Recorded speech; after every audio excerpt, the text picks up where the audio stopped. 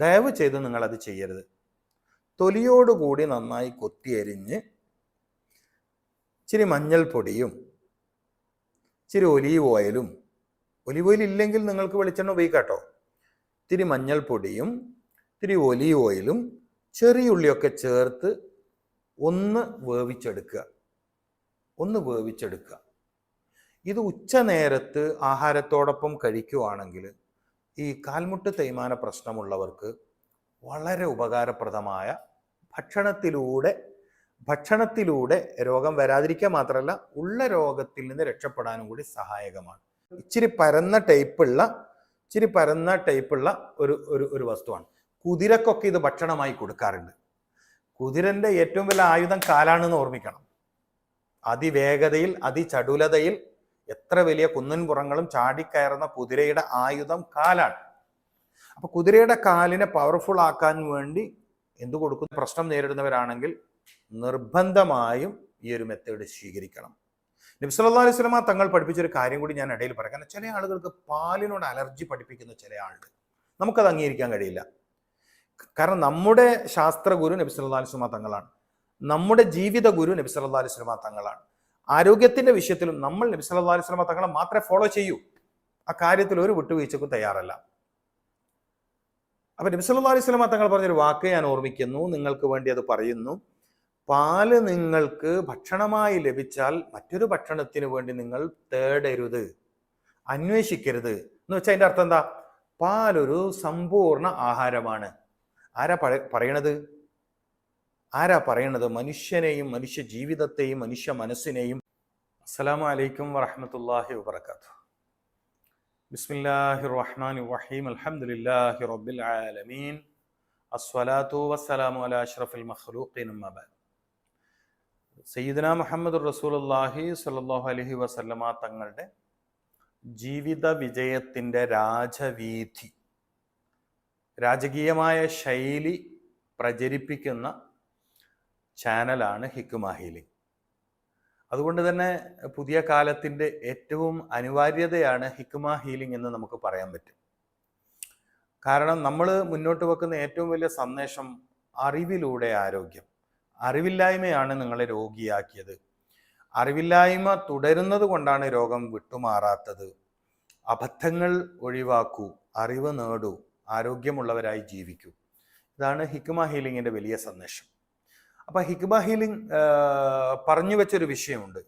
രോഗം വരാതിരിക്കാൻ തിന്നുക, രോഗം വരാതിരിക്കാൻ കുടിക്കുക എന്നൊരു സന്ദേശം.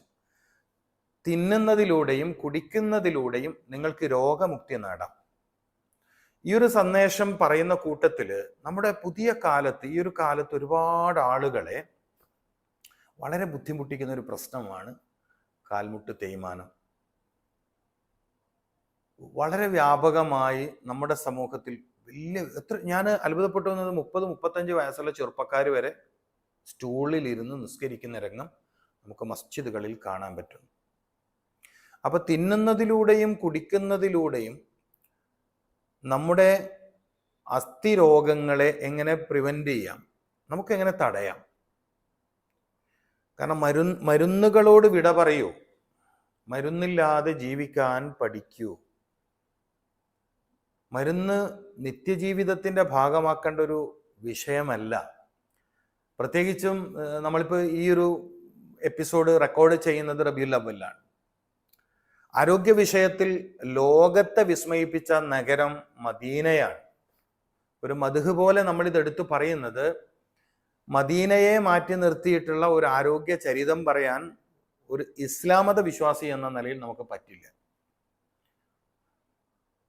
അപ്പൊ മദീനയാണ് ലോക മനുഷ്യ സമൂഹത്തിന് ആരോഗ്യ വിഷയത്തിൽ മാതൃകയാക്കാൻ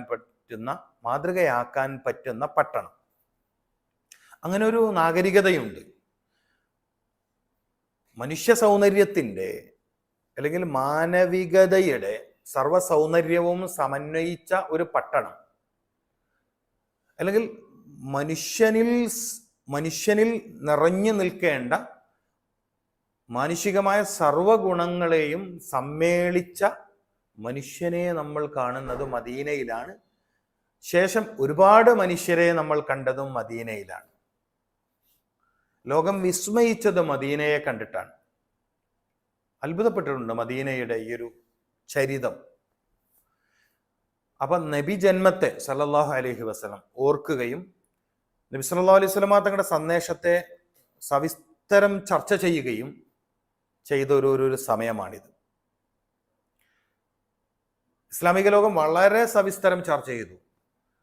അപ്പോഴും 450 പരം വചനങ്ങളിലൂടെ ആരോഗ്യത്തെ നിർവചിച്ച പ്രവാചക വൈദ്യശാസ്ത്രത്തെ അഥവാ അത്തിബുൻ നബവി എന്ന വിഷയം എന്തുകൊണ്ടോ എൻ്റെ പ്രിയപ്പെട്ട മുസ്ലിം സഹോദരങ്ങൾ ഈ റബീഉൽ അവ്വലിലും പ്രത്യേകമായി പറയാത്തതിൽ പ്രയാസം തോന്നിയിട്ടുണ്ട്. നബി സല്ലല്ലാഹു അലൈഹി വസല്ലം തങ്ങൾ ജനിച്ചതിനെ പറയുന്നതും വളർന്നതിനെ പറയുന്നതും അവിടുന്ന് ഇസ്ലാമിക പ്രബോധനം നിർവഹിച്ചതിനെ പറയുന്നതൊക്കെ പുണ്യകരമാണ്. പക്ഷെ മനുഷ്യകുലത്തിന് ഇന്ന് നബി സല്ലല്ലാഹു അലൈഹി വസല്ലം തങ്ങളിൽ നിന്ന് ഏറ്റവും ആവശ്യമുള്ള ഒരു ചാപ്റ്റർ, ഒരു അധ്യായം, ലോകപ്രശസ്ത ഹദീസ് വ്യാഖ്യാതാക്കളിൽ പ്രഗത്ഭന്മാരായ ഇമാം ബുഖാരി റഹിമഹുല്ലാഹ് തങ്ങൾ, ഇമാം മുസ്ലിം റഹിമഹുല്ലാഹ് തങ്ങൾ, അങ്ങനെ സിഹാഹു സിത്തയുടെ എല്ലാ പ്രധാനികളായ ഗുരുവര്യന്മാരും, നമ്മൾ ഈ 400 പരം ഹദീസുകൾ എവിടെയാണ് കാണുന്നത്? സിഹാഹു സിത്തയിലാണ്. ഇത്രയേറെ സവിസ്തരം ചർച്ച ചെയ്തിട്ടും നമ്മുടെ ചുറ്റുപാടിൽ വളരെ പ്രയാസം അനുഭവിക്കുന്ന ക്യാൻസർ രോഗികൾ, കിഡ്നി രോഗികൾ, കരൾ രോഗികൾ, മറ്റ് ദുരിതം പേറുന്ന രോഗം കൊണ്ട് ബുദ്ധിമുട്ടുന്ന ആളുകൾ ഉണ്ടായിട്ടും എന്തോ കാരണം കൊണ്ട് ഇപ്പോഴും നബി ജന്മദിനത്തെ ഓർമ്മിക്കുന്ന വേളയിൽ പോലും ഇസ്ലാമിക സമൂഹം പ്രവാചകന്റെ വൈദ്യശാസ്ത്ര സന്ദേശത്തെ, ആരോഗ്യ ബോധനത്തെ എടുത്തു പറയാത്തതിൽ ഒരു വല്ലാത്ത സങ്കടമുണ്ട്. പറയാതിരിക്കാൻ നിവൃത്തിയില്ലല്ലോ. ഏതായാലും ഞാൻ ഈ ഒരു എപ്പിസോഡിൽ പറയാൻ ആഗ്രഹിച്ചത് ഭക്ഷണത്തിലൂടെ ആരോഗ്യം എന്ന സന്ദേശമാണ് നമ്മൾ നൽകി വരുന്നത്. കുലൂ, നീ തിന്നുക. രോഗം വരാതിരിക്കാൻ ഖുർആൻ എന്ത് പറഞ്ഞു എന്ന ചോദ്യത്തിനാണല്ലോ മറുപടി. ഒരാളിൽ ശരീരത്തിന് രോഗം വരാതിരിക്കാൻ ഖുർആൻ എന്താ മുന്നോട്ട് വെച്ചത്? കുലൂ, നീ തിന്നുക. അപ്പം അസ്ഥിരോഗം വരാതിരിക്കാൻ, ഓസ്റ്റിയോ ആർത്രൈറ്റീസ് വരാതിരിക്കാൻ, റൊമറ്റോയിഡ് ആർത്രൈറ്റീസ് വരാതിരിക്കാൻ, ഗൗട്ട് വരാതിരിക്കാൻ, ഇങ്ങനെ അത് വലിയൊരു വിഷയമാണ്. പക്ഷെ നമ്മൾ ഒരു നമ്മളെപ്പോലെയുള്ള സാധാരണക്കാർക്ക് മനസ്സിലാകത്തക്ക രൂപത്തിൽ കുറച്ച് കാര്യങ്ങൾ മാത്രം പറഞ്ഞ് ഈ വിഷയത്തെ അവസാനിപ്പിക്കാനാണ് ആഗ്രഹിക്കുന്നത്. പിന്നെ പഠനം കൂടുതലാക്കാൻ ആഗ്രഹിക്കുന്നവർക്ക് ചോദിക്കാവുന്നതാണ്, മറുപടി പറയും. ഇപ്പൊ കഴിഞ്ഞ എപ്പിസോഡിൽ ഹിജാമയെക്കുറിച്ച് വളരെ പുതുമയുള്ള അറിവ് കിട്ടിയപ്പോൾ ഒരുപാട് ആളുകൾ പേഴ്സണലായിട്ട് ബന്ധപ്പെട്ടു. പലരും ഹിജാമ പഠിക്കണം. ഇതിന് തൊട്ട് മുമ്പത്തെ എപ്പിസോഡിൽ നമ്മൾ ചർച്ച ചെയ്ത വിഷയം ഹിജാമയാണ്. എളുപ്പത്തിൽ രോഗം മാറാൻ സഹായിക്കുന്ന, വളരെ വേഗത്തിൽ രോഗമുക്തി ലഭിക്കുന്ന, എപ്പോഴും മരുന്നിന് വേണ്ടി നെട്ടോട്ടമോടുന്ന അവസ്ഥയിൽ നിന്ന് നിങ്ങളെ രക്ഷപ്പെടുത്തുന്ന ഹിജാമയെക്കുറിച്ച് പറഞ്ഞപ്പോൾ അത് ജനങ്ങൾക്കിടയിൽ വലിയൊരു പുതുമയുള്ള ചർച്ചയായി. ഹിജാമ എല്ലായിടത്തും ഉണ്ട്, പലരും ചെയ്യുന്നുണ്ട്, പലരും പഠിപ്പിക്കുന്നുണ്ട്. അപ്പം നമ്മൾ ഓൺലൈനായിട്ട് ഹിജാമ പഠിപ്പിക്കാൻ കൂടിയുള്ള ഒരു തയ്യാറെടുപ്പിലാണ്. ഇൻഷാ അല്ലാഹ് ആർക്കൊക്കെ താല്പര്യമുണ്ടോ തീർച്ചയായും കോണ്ടാക്ട് ചെയ്യണം. ഓൺലൈൻ സിസ്റ്റത്തിലൂടെ ഹിജാമ പഠിക്കാം. പിന്നെ ആവശ്യമാകുന്ന ഒരു ഘട്ടം എത്തുമ്പോൾ നിങ്ങൾക്ക് ഓഫ്ലൈനായിട്ടും ഹിജാമയുടെ കൃത്യമായ ട്രെയിനിങ് കൂടി ഇൻഷാ അല്ലാഹ് നമ്മുടെ പ്ലാനിങ്ങിലുണ്ട്. മാത്രമല്ല, ഞാൻ കഴിഞ്ഞ എപ്പിസോഡിൽ പറഞ്ഞിരുന്നു, വളരെ വിശദമായ ഹിജാമ തെറാപ്പിയെ സംബന്ധിച്ചുള്ള ഒരു പുസ്തകം ഹിക്മ ഹീലിംഗിന്റെ പക്ഷത്തിൽ നിന്ന് തിബ്ബത് നബവിയുടെ പ്രബോധകനും ഹിജാമയുടെ വളരെ വലിയ പ്രബോധകൻ, ഇന്റർനാഷണൽ ലെവലിൽ തന്നെ പ്രബോധനം ചെയ്യുന്ന നമ്മുടെ ഷക്കീറിന്റെ ഒരു വലിയ പരിശ്രമത്തിന്റെ ഭാഗമായിട്ട് ഇൻഷാ അല്ലാഹ് നല്ലൊരു കുറിപ്പ്, നല്ലൊരു പുസ്തകം തന്നെ നിങ്ങൾക്ക് ലഭിക്കാൻ പോകുന്നുണ്ട്. അപ്പം അതിനെ ബേസ് ചെയ്തുകൊണ്ട് ഇപ്പം ഫസ്റ്റ് ഞാൻ അന്ന് പറഞ്ഞിരുന്നു, ഫസ്റ്റ് 1 ഇംഗ്ലീഷ് കോപ്പിയാണ് വരുന്നത്. ഇൻഷാ അല്ലാഹ് ഉടനെ അതിൻ്റെ മലയാളം പതിപ്പ് കൂടി ഞങ്ങളുടെ പ്ലാനിങ്ങിലുണ്ട്. അതോടുകൂടി നമുക്കെല്ലാവർക്കും എല്ലാവരും ഹിജാമ പഠിക്കണം. നമുക്കെല്ലാവർക്കും ഹിജാമ ചെയ്താൽ മാത്രം പോരാ. ഞാൻ കഴിഞ്ഞ എപ്പിസോഡിൽ ഹിജാമ ചെയ്യണം എന്നാണ് പറഞ്ഞത്. പഠിക്കുക തന്നെ. ഒരു വീട്ടിൽ ഒരാൾ പഠിക്കട്ടെ, എന്നിട്ട് എല്ലാവരും പരസ്പരം ചെയ്യട്ടെ, എല്ലാവർക്കും ചെയ്തു കൊടുക്കട്ടെ. അങ്ങനെ നമ്മുടെ ആരോഗ്യമുള്ള വീട് എന്ന സ്വപ്നത്തെ സാക്ഷാത്കരിക്കാൻ നമ്മൾ ഈ നബവിയായ മാസത്തിൽ, നബി സുഗന്ധം പരിസരങ്ങളിൽ പരിമളം പരത്തുന്ന ഈ മാസത്തിൽ നമ്മളൊരു പ്രതിജ്ഞ എടുക്കുക. സ്ത്രീകൾക്കും പുരുഷന്മാർക്കും ഒക്കെ ഈ ബാച്ചിൽ ചേരാവുന്നതാണ്. അതിന് നമ്മളിപ്പോൾ അക്കാഡമിക്കലി ക്വാളിഫൈഡ് ആവണം എന്നൊന്നും വാശി പിടിക്കുന്നില്ല. ഒരു ശാസ്ത്രത്തെ, ഒരു സയൻസിനെ, ഒരു സംവിധാനത്തെ തിരിച്ചു കൊണ്ടുവരാനുള്ള ഒരു വിശ്വാസി എന്ന നിലയിലുള്ള ഒരു പരിശ്രമത്തിന്റെ ഭാഗമായിട്ടാണ് ഹിക്മ ഹീലിംഗ് അതിനു കൂടി നേതൃത്വം നൽകുന്നത്. തീർച്ചയായും നിങ്ങൾ അതിനെ ഉപയോഗപ്പെടുത്തുക. അപ്പൊ നമ്മൾ പറഞ്ഞു വന്നത് അസ്ഥിതേയ്മാന രോഗങ്ങളിൽ നമുക്ക് ഏതെല്ലാം ഭക്ഷണത്തിലൂടെ അതിനെ പ്രതിരോധിക്കാൻ ശ്രമിക്കാം. ഒരു ലളിതമായ വിവരണമാണ് നൽകുന്നത്. പിന്നെ നമ്മുടെ പലർക്കും ഉണ്ട് ഇങ്ങനെ നീട്ടിപ്പരത്തേണ്ട വിഷയമല്ല, നീട്ടിയിട്ടും പരത്തിയിട്ടും തന്നെയാണ് പറയേണ്ടത്. ഞാൻ ഒരിക്കൽ കൂടി പറയാണ്, നിങ്ങൾ എത്ര പറഞ്ഞിട്ടും കാര്യമില്ല. നബി സല്ലല്ലാഹു അലൈഹി വസല്ലം തങ്ങൾ ഒരു കാര്യം പറയുമ്പോൾ അതിനെ 3 തവണ ആവർത്തിക്കുമായിരുന്നു. ഹദീസ്, ഒരു കാര്യം പറയുമ്പോൾ അത് 3 തവണ റിപ്പീറ്റ് ചെയ്യണം. നബി സല്ലല്ലാഹു അലൈഹി വസല്ലം തങ്ങൾ മിക്ക കാര്യങ്ങളും, പ്രത്യേകിച്ചും പഠിക്കാനുള്ള കാര്യങ്ങളൊക്കെ 3 തവണ ആവർത്തിച്ച് പറഞ്ഞു കൊടുത്തിരുന്നു. അത് അതിൻ്റെ ഒരു ശൈലിയാണ്. ആദ്യത്തെ തവണ പറയുമ്പോൾ മനസ്സിലാവുന്നത് നല്ല ബുദ്ധിയുള്ളവർക്കാണ്. രണ്ടാമത്തെ തവണയും അത് റിപ്പീറ്റ് ചെയ്യുന്നത് ഒരു മിതബുദ്ധിയുള്ളവർക്കാണ്. മൂന്നാമത്തെ തവണ പറയുന്നത് ബാക്ക്വേർഡ് ആയ ആളുകളെ കൂടി പരിഗണിച്ചിട്ടാണ്. ഇൽമുൽ ബയാൻ എന്ന് പറയുന്ന ഒരു സംവിധാനമുണ്ട്, ഒരു ശാസ്ത്ര ശാഖയുണ്ട്. മനസ്സിലാക്കണം, ഇത് നമ്മൾ പഠിക്കേണ്ട കാര്യമാണ്. ഇൽമുൽ ബയാൻ, എഫക്റ്റീവ് ടീച്ചിങ് എങ്ങനെയാണ് എന്നെടുത്ത് ഇസ്ലാമിക മനഃശാസ്ത്രം പഠിപ്പിക്കുന്ന തിയറികൾ പഠിച്ചാൽ നമുക്കത് മനസ്സിലാവും. ഓക്കെ, അപ്പോൾ ചില കാര്യങ്ങൾ ഞാൻ ഇടയിലിടയിൽ സൂചിപ്പിക്കുന്നത്, നിങ്ങളിൽ നല്ല പഠന താല്പര്യമുള്ളവരും നമുക്ക് വ്യൂവേഴ്സ് ആയിട്ടുണ്ട്, ഈ ചാനലിനെ ഫോളോ ചെയ്യുന്നവരുണ്ട്. അപ്പം ചെറിയ പോയിന്റ് ഇടുന്നത് പോലും അവരതിനെ വലുതായി കാണുകയും അന്വേഷണത്തിൽ ഏർപ്പെടുകയും ചെയ്യുന്നുണ്ട്. അപ്പോൾ എന്താണ് അസ്ഥി തേയ്മാന രോഗങ്ങൾ വരാതിരിക്കാനും ബലക്ഷയമില്ലാതെ നമ്മുടെ അസ്ഥി വ്യവസ്ഥയെ നിലനിർത്താനും നമ്മുടെ നാട്ടിൻ പുറങ്ങളിൽ, നമ്മൾ വലിയ കാര്യങ്ങൾ പറയണ്ട, നമ്മുടെ നാട്ടിൻ പുറങ്ങളിൽ നമുക്ക് സുലഭമായി എന്ത് കിട്ടും? ഞാനിത് പറയുമ്പം എൻ്റെ അടുത്ത് വന്ന ഒരുപാട് സുജൂദൊന്നും ചെയ്യാൻ പറ്റാതെ ഒരുപാട് കാലം ബുദ്ധിമുട്ടിയ ആളുകൾ പിന്നീട് 3 മാസം കൊണ്ടും 2 മാസം കൊണ്ടൊക്കെ സുജൂദ് ചെയ്ത് നിസ്കരിച്ചപ്പോൾ അവർ മനസ്സിലാക്കിയത് ഞാൻ കുറിച്ചു കൊടുത്ത മരുന്ന് കൊണ്ട് മാത്രമാണെന്നാണ്. അങ്ങനെ മനസ്സിലാക്കിയവരുണ്ട്.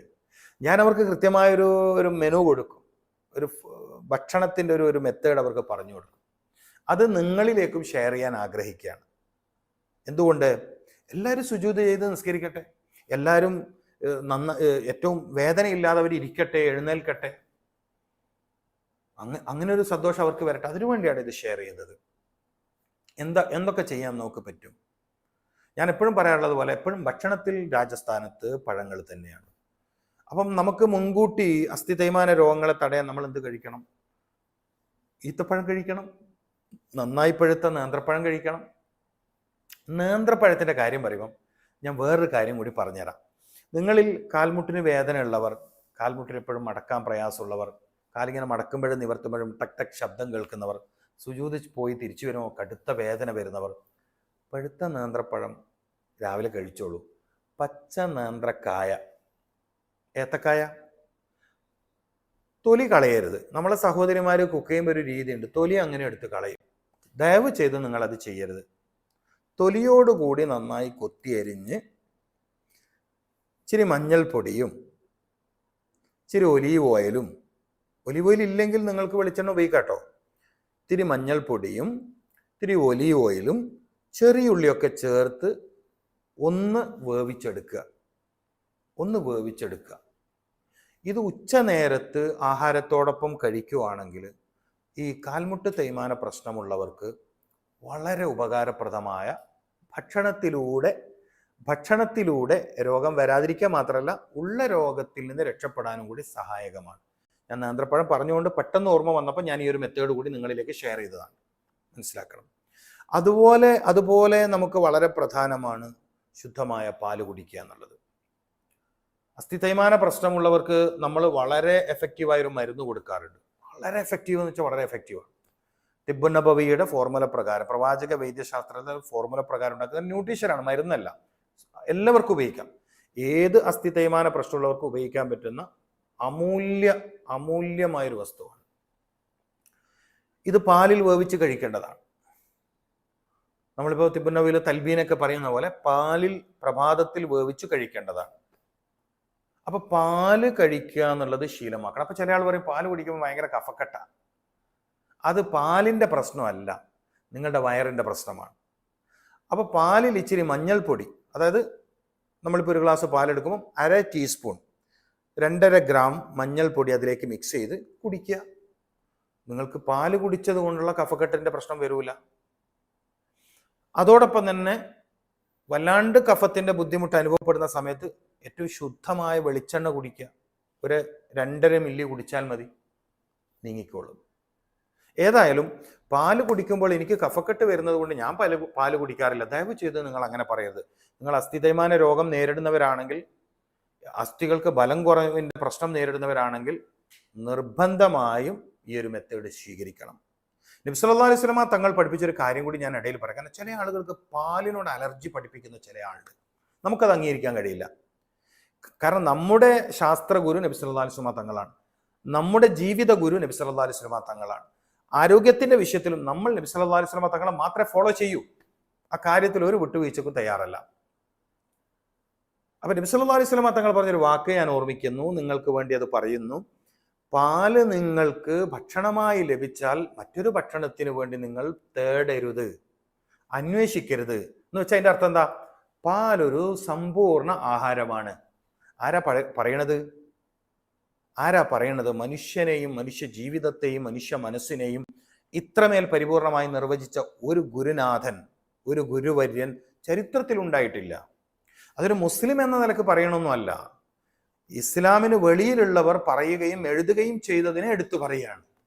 ഇസ്ലാമിന് പുറത്തുള്ളവർ എഴുതുകയും പറയുകയും ചെയ്തതിനെ എടുത്തു പറയാണ്. അപ്പൊ പാല് കുടിക്കുന്നത് ശീലമാക്കണം. അസ്ഥി തേയ്മാന രോഗമുള്ളവർ പാല് കുടിക്കുന്നത് ശീലമാക്കണം. അത് പ്രഭാതത്തിലാണ് നല്ലത്. പാല് കറന്നതിനോട് ചേർന്ന് ആ സമയത്ത് തന്നെ കിട്ടുമെങ്കിൽ അത് തന്നെയാണ് നല്ലത്. കഫത്തിന്റെ ബുദ്ധിമുട്ടുള്ളവർ മഞ്ഞൾ ചേർത്ത് കുടിക്കുന്നതാണ് ഏറ്റവും നല്ല മെത്തേഡ്. ഏതായാലും പാല് നിങ്ങൾ ഉപയോഗിക്കണം. ഈത്തപ്പഴം പറഞ്ഞു, ഏത്തപ്പഴം പറഞ്ഞു. പിന്നെ നമുക്ക് എളുപ്പത്തിൽ കിട്ടുന്ന ചില കാര്യങ്ങൾ കൂടി പറയാം. ഏതൊക്കെയാണ്? ഒന്ന്, നമ്മുടെ നാട്ടിലൊക്കെ എല്ലാ പച്ചക്കറി കടയിലും ഇഷ്ടം പോലെ കിട്ടുന്ന വസ്തുവാണ് ബീൻസ്. ബീൻസ് എന്നാണ് ഞങ്ങളെ കണ്ണൂരൊക്കെ പറയുന്നത്, വേറെ ഭാഗങ്ങളിൽ അതിന് പേരുണ്ടോ എന്നല്ല, ബീൻസ്. മറ്റൊരു അമൂല്യ വസ്തുവാണ് അവര എന്നും പറയും, അമര എന്നും പറയാറുണ്ട്. ബീൻസ് പോലെ നീളമൊന്നും ഇല്ലാത്തൊരു പയറുവർഗത്തിൽപ്പെടുന്ന വസ്തുവാണ്. ഇച്ചിരി വീതി ഉണ്ടാവും, ചെറിയൊരു ഒരു വീതി കാണും ഈ ഒരു പച്ചക്കറിക്ക്. പ്രത്യേകിച്ചും വിറ്റാമിൻ ഡിയുടെ ഒക്കെ ഡെഫിഷ്യൻസിലുള്ളവരിൽ ഭയങ്കര എഫക്റ്റീവാണ്. ഇനി അതുപോലെ കുറച്ചുകൂടി പൈസയൊക്കെ കൊടുത്ത് പച്ചക്കറി വാങ്ങാൻ പറ്റുന്ന ആളാണെങ്കിൽ ബ്രോക്കോളി എന്ന് പറഞ്ഞൊരു വസ്തുണ്ട്. അതായത് നമ്മുടെ കോളിഫ്ലവറിന്റെ ഗ്രീൻ കളറിൽ വരുന്ന വെജിറ്റബിൾ ആണ് ഏത്? ഞാൻ പറഞ്ഞ ബ്രോക്കോളി എന്ന് പറയുന്നത്. ഈ ബ്രോക്കോളി ഉപയോഗിക്കുന്നതും വളരെ നിങ്ങൾക്ക് മുട്ട് തേയ്മാന പ്രശ്നമുള്ളവരോ സെർവിക്കൽ ഏരിയയിൽ പ്രശ്നമുള്ളവരോ ഉരവേദന ഉള്ളവരൊക്കെ നമ്മൾ ഇങ്ങനെയൊക്കെ ശീലിക്കണം. ഞാൻ പറഞ്ഞില്ലേ, എപ്പോഴും മെഡിക്കൽ ഷോപ്പിനെ മാത്രം ആശ്രയിച്ച് രോഗം മാറ്റുക എന്നുള്ള ആ പരിപാടി നമ്മൾ അവസാനിപ്പിക്കണം. അപ്പൊ ഈ ഒരു മെത്തേഡ്, അപ്പം ബീൻസ്, അവര, ബ്രോക്കോളി. പിന്നെ ഒരു ധാന്യം കൂടി പറഞ്ഞുതരാം. മുട്ടുവേദനയുള്ളവർക്ക് നല്ലൊരു ധാന്യം കൂടി പറഞ്ഞുതരാം. മുതിര എന്നാണ് അതിൻ്റെ പേര്. നമ്മുടെ പുതിയ സമൂഹത്തിലൊന്നും പലരും കണ്ടിട്ട് പോലും ഇല്ല. മുതിര എന്നതൊരു ഇച്ചിരി പരന്ന ടൈപ്പുള്ള ഒരു വസ്തുവാണ്. കുതിരക്കൊക്കെ ഇത് ഭക്ഷണമായി കൊടുക്കാറുണ്ട്. കുതിരന്റെ ഏറ്റവും വലിയ ആയുധം കാലാണെന്ന് ഓർമ്മിക്കണം. അതിവേഗതയിൽ, അതിചടുലതയിൽ എത്ര വലിയ കുന്നൻപുറങ്ങളും ചാടിക്കയറുന്ന കുതിരയുടെ ആയുധം കാലാണ്. അപ്പൊ കുതിരയുടെ കാലിനെ പവർഫുൾ ആക്കാൻ വേണ്ടി എന്ത് കൊടുക്കുന്നു? മുതിര കൊടുക്കുന്നു. അപ്പോ പ്രഭാത ഭക്ഷണത്തിൽ ഉൾപ്പെടുത്തുന്നതാണ് നല്ലത്. രാവിലെ തന്നെ ഇച്ചിരി തേങ്ങയൊക്കെ ചിരണ്ടിയിട്ട് മുതിര പുഴുങ്ങുക. മുതിര തൊലിയോട് കടി, ചില അത് അരച്ച് അതിൻ്റെ തൊലിയ, അത് പാടില്ല. മുതിര പുഴുങ്ങിയെടുക്കുക. അതിൽ തേങ്ങ ചേർക്കാം, വെള്ളരി ചേർക്കാം, ചുരങ്ങ ചേർക്കാം. നിങ്ങൾക്ക് ടേസ്റ്റിന് വേണ്ടി എന്താണോ ചേർക്കാം. മുതിര പുഴുങ്ങിയത് കഴിക്കുക. ഇത് വളരെ നല്ലൊരു ഫലം നിങ്ങൾക്ക് നൽകും. അപ്പം നമ്മളെ ബാധിക്കുന്ന, നമ്മളേറ്റവും കൂടുതൽ പ്രയാസപ്പെടുന്ന രോഗാവസ്ഥയിൽ നമ്മൾ എന്തൊക്കെയാണ് ആഹാരം കൊണ്ടുവരേണ്ടത് എന്ന് തിരിച്ചറിയുന്ന പഴയ കാലത്ത്, ഇപ്പം ഞാൻ കുറ്റ്യേരിയാണ്, കണ്ണൂർ ജില്ലയിലെ തളിപ്പറമ്പിനടുത്ത കുറ്റ്യേരിയിലാണ് താമസം. എൻ്റെ പിതാവ് ഒരു മതപണ്ഡിതനായിരുന്നെങ്കിലും നല്ലൊരു കർഷകനായിരുന്നു. അദ്ദേഹം ഇന്ന് നമ്മുടെ കൂടെയില്ല, മരണപ്പെട്ടു പോയ വ്യക്തിയാണ്. അല്ലാഹു മഗ്ഫിറത്തും മർഹമത്തും കൊടുക്കട്ടെ. അദ്ദേഹം നന്നായി കൃഷി ചെയ്യുന്നതിൽ മാതൃകയായിരുന്നു. ഉഴുന്ന്, പയറ്, മുതിര, എള്ള്, വാഴ, തേങ്ങ, കവുങ്ങ് എല്ലാ കൃഷിയും നന്നായി ചെയ്തിരുന്നു. നെല്ല്, മനസ്സിലാക്കണം. അപ്പോൾ ധാന്യങ്ങൾ നന്നായി നമുക്കിതിന് സപ്പോർട്ടീവാണ്. അതോടൊപ്പം പശുവിൻ നെയ്യ്, ശുദ്ധമായ പശുവിൻ നെയ്യ്, അതിൽ ബദാം, അണ്ടിപ്പരിപ്പ്, ഇങ്ങനെയുള്ള ചില വസ്തുക്കൾ ചേർത്ത് ഞങ്ങളിതിന് നല്ലൊരു മരുന്നും ഉണ്ടാക്കുന്നുണ്ട്. അത് മുൻകൂട്ടി ഓർഡർ ചെയ്തവർക്ക് മാത്രം നിർമ്മിച്ചു കൊടുക്കുന്ന മരുന്നാണ്. കാരണം വെച്ചാൽ വില പിടിപ്പുള്ളതാണ്. കാരണം ശുദ്ധമായ പശു നെയ്യ് ഉപയോഗിക്കണം. ആൽമണ്ട് ആയാലും കാഷ്യൂ ആയാലും എല്ലാം അതിൻ്റെ നല്ല ക്വാളിറ്റി ഉള്ളത് ഉണ്ടാക്കണം. എത്രയോ ആളുകൾക്ക് വളരെ എഫക്റ്റീവായ റിസൾട്ട് കിട്ടിയ ഒരു ഔഷധക്കൂട്ട്, പക്ഷെ സുലഭമായി ഉണ്ടാക്കി മാർക്കറ്റ് ചെയ്യാറില്ല.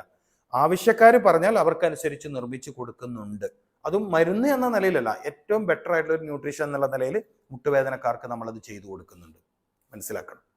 അതുപോലെ തന്നെ മുട്ടുവേദനക്കാർക്ക് നമ്മൾ ചെയ്തു കൊടുക്കുന്ന മറ്റൊരു മെത്തേഡാണ് ഏറ്റവും നല്ല വെളുത്തുള്ളി ഉപയോഗിച്ച് ശുദ്ധമായ കാട്ടുതേൻ ഉപയോഗിച്ചുള്ള ഔഷധം. അത് ഈ പൊണ്ണത്തടി കുറയാൻ വളരെ എഫക്റ്റീവാണ്.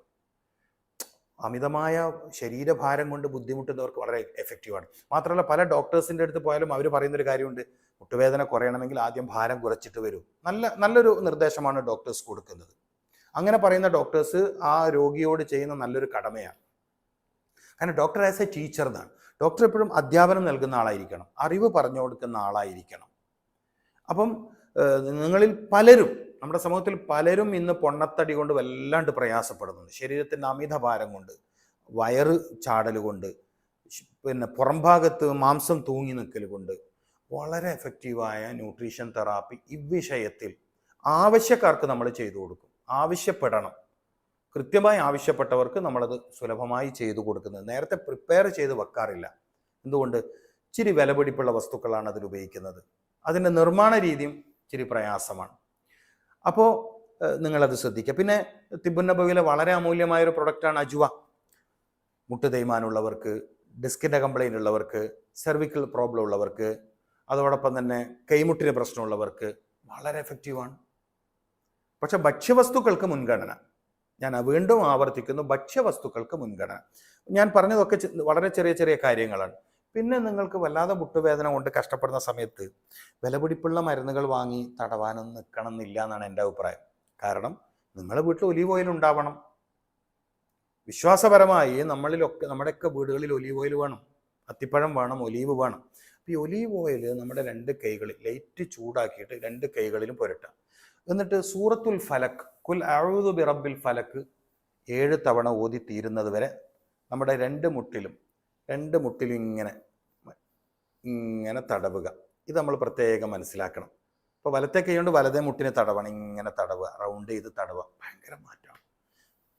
അപ്പോൾ ആദ്യം 7 ഫാത്തിഹ ഓതുക. കാരണം നബി സല്ലല്ലാഹു അലൈഹി വസല്ലം തങ്ങൾ കെണിപ്പ് രോഗങ്ങളിൽ, സന്തുക്കളിൽ വരുന്ന രോഗങ്ങളിൽ ഫാത്തിഹയെ വലിയൊരു ചികിത്സയായി നിർദ്ദേശിച്ചിട്ടുണ്ട്. നമ്മൾ നിങ്ങൾക്ക് രോഗമുക്തിയാണ് ആഗ്രഹിക്കുന്നത്, അറിവിലൂടെ രോഗമുക്തി.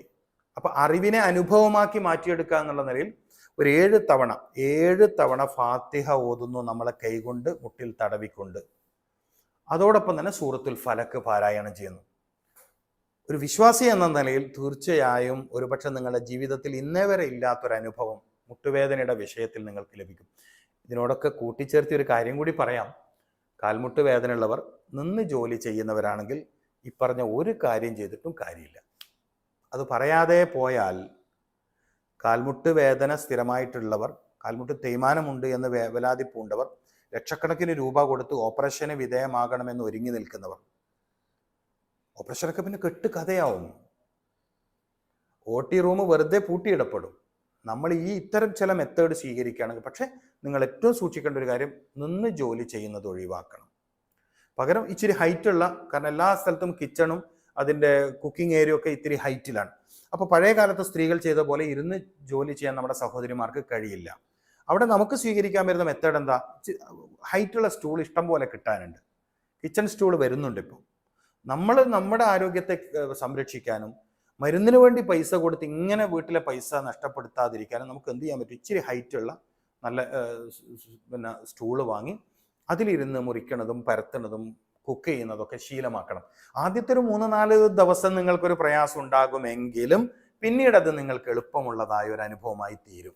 അപ്പോൾ ആ കാര്യം കൂടി ട്രൈ ചെയ്യുക. അങ്ങനെ ഒരു മെത്തേഡിലേക്ക് നിങ്ങൾ മാറുക. പിന്നെ ഞാൻ ഈ പറഞ്ഞ വിഷയങ്ങളൊക്കെ പലതും ചിലപ്പോൾ നിങ്ങൾക്ക് എന്നോട് ചോദിക്കാനുണ്ടാകും. എൻ്റെ വാട്സപ്പ് നമ്പർ നിങ്ങൾ സ്ക്രീനിൽ കാണുമെങ്കിലും 70 25 401 429. സംശയങ്ങൾ വോയിസ് ആയിട്ട് ചോദിക്കുക. മറുപടി കിട്ടാൻ ഒരുപാട് മെസ്സേജ് വരുന്ന ഫോണാകുമ്പോൾ ഇച്ചിരി മറുപടി കിട്ടാൻ ലേറ്റ് ആകുമെങ്കിലും തീർച്ചയായും നിങ്ങൾക്ക് എല്ലാവർക്കും സമയത്തിനനുസരിച്ച് മറുപടികൾ തന്നിരിക്കും. മാത്രമല്ല ഞാൻ വളരെ പ്രധാനപ്പെട്ട ഒരു കാര്യം കൂടി പറയട്ടെ. അസ്ഥി തേയ്മാന രോഗമുള്ള ആളുകൾ എത്രയോ ദൂരെ പല രാജ്യത്ത് താമസിക്കുന്നവരായിരിക്കും. നിങ്ങളൊക്കെ എന്നെ കാണാൻ വരണമെന്നൊന്നുമില്ല. ഇപ്പോൾ എല്ലാവർക്കും വേണ്ടി ഓൺലൈൻ സിസ്റ്റത്തിലൂടെയുള്ള കൺസൾട്ടിങ് ആരംഭിച്ചിട്ടുണ്ട്. തീർച്ചയായും അൽനൂർ സംവിധാനത്തിലൂടെ നിങ്ങൾക്ക് ഓൺലൈനായിട്ടുള്ള കൺസൾട്ടിങ് കൂടി ഇപ്പോൾ സുലഭമായി ലഭിക്കുന്നുണ്ട്. ആ അവസരം ഉപയോഗപ്പെടുത്തുക. രോഗികൾ വീട്ടിലാണെങ്കിലും അവിടെയും ചികിത്സ എത്തട്ടെ എന്നാണ് ഹിക്മ ഹീലിംഗ് ആഗ്രഹിക്കുന്നത്. അതുതന്നെയാണ് അൽനൂറിൻ്റെയും ഒരു വലിയ ആഗ്രഹം. അതുകൊണ്ട് നിങ്ങൾ എവിടെയാണെങ്കിലും ഓൺലൈൻ കൺസൾട്ടിങ് ആവശ്യമുണ്ട് എന്ന് പറഞ്ഞുകൊണ്ട് എൻ്റെ വാട്സപ്പ് നമ്പറിലേക്ക് മെസ്സേജ് അയച്ചാൽ അതിൻ്റെ സംവിധാനങ്ങളും ചെയ്തു തരും. തീർച്ചയായും രോഗമുക്തിയിലേക്ക് നിങ്ങൾ പരിശ്രമിക്കുക. കൂടെ ഹിക്മ ഹീലിംഗ് ഉണ്ട്. അള്ളാഹു അനുഗ്രഹിക്കട്ടെ. അസ്സലാമു അലൈക്കും വറഹ്മത്തുള്ളാഹി വബറകാതുഹു.